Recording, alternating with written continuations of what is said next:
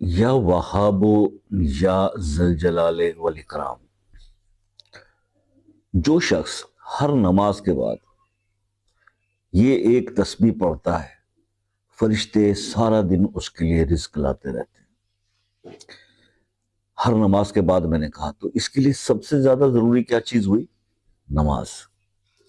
اب جو شخص نمازوں کی پابندی نہیں کرتا تو وہ جتنے مرضی وظائف کر لے، جتنی مرضی نفلی عبادات کر لے، اس کا مقصود حاصل نہیں ہوتا۔